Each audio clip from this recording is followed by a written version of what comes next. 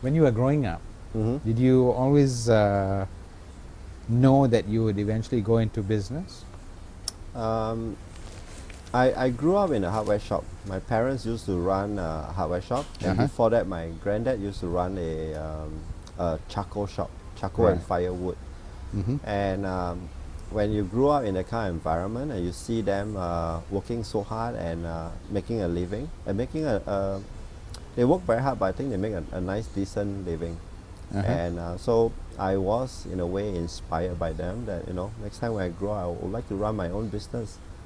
My parents told me that one day this hardware shop by the name of Tian Seng Hardware and Paint Enterprise will be mine, because that's something that they want to give it to the eldest son. So I say okay, very good. And but when I look at it, it was it's kind of messy.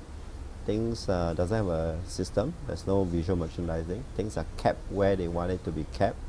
So in order for me to work properly inside there, I went through a period of tidying up and re-merchandising the shop. How long did that process take? Took 1.5 years. Uh-huh. Hmm. Can you sum up the reason for your success? Hard work. Hard work. Yeah, hard work. Me and my brother worked in a retail shop for at least 5 to 6 years in our early forming years.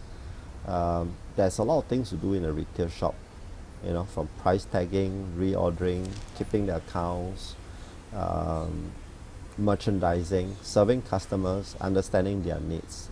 Um, these are all attributes that I want the staff to have. The other part of it is that we have always make it a point to let them know that they must constantly improve themselves. What do you think is the most important trait an entrepreneur should have? The one quality they should have. Um, I think being able to lead and rally the entire company, uh, I think that's a very important thing. Communicating the goals and objectives of what you are trying to achieve, making everybody understand it, and so that we are moving on the right track. And in one of our value that we hold very dear, the passion for learning, constantly improving and adding value to back into the company, not just to yourself but also to the company, that put us in a very good position for us to grow. How do you work to create customer loyalty and also to stay relevant today? Well, we have a CRM program. We engage our customers. We are trying to understand what are their needs. We track the life cycle of our customers. We know that when you're setting up home, there's a lot of things that you could get from us, and we want to offer a solution to that also. So we devise packages that for new homeowner, and these are things that you might need. Some of things are not offered by HomeFix, but it's information that we want to impart to the customers. I think that customer service and imparting knowledge, I think it puts us in a very good position where the customer will know that I'm going to a place that has all these solutions, and the staff are able to help me and explain to me what are things that I could use. Let's talk of difficulties now. Every business has its fair share, and we had a recession a while ago. Uh, Tell us how you overcame them. Tell us your challenge, your difficulties first, and how you overcame them. I think HomeFix overall did very well in the last recession. I have always say that in a way our trade is a bit of a recession proof, because when our customers don't travel so much, when they stay at home, they tend to take on some DIY and home improvement project. They have more time to spend at home.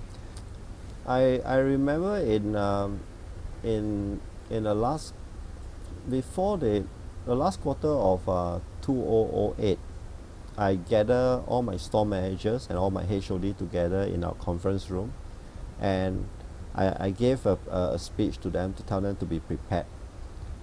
to be prepared, because the news that was coming out from the States, local newspaper, it's all pointing to a very severe recession. I think that in a way psychologically prepare our staff, for things to come. And after that exercise, our monthly management meeting was, we increased the frequency. We meet once a week instead. So again, that allows us to react to things in a much shorter time. What future challenges do you foresee? I think the Singapore market is pretty small as far as we are concerned. I mean, at 21 outlets right now, we have one or two more to go. One more this year and maybe one next year. We will very soon reach our saturation point. So that is why we have this emphasis to move out of the local market. And when you move into a local market, a foreign market, I mean, there are other learning curves that comes along with it. And that is something that I likewise have to prepare some of the managers that I intend to post them to these foreign markets to do. As a technology partner, how has Canon been supporting you and your business? Our Canon copier has been around with us for 5 years, and prior to that we were using other Canon products too. Is there anything else besides the copier that you use from Canon? I think our camera and our video recorders are all Canon. I mean, it's a very good and reliable brand. Why did you choose Canon? I think it's a branding. It's just that there are certain customers that choose home fix. That Canon brand stands for reliability. We do not have to worry about the after sales service. I think that's something that is well served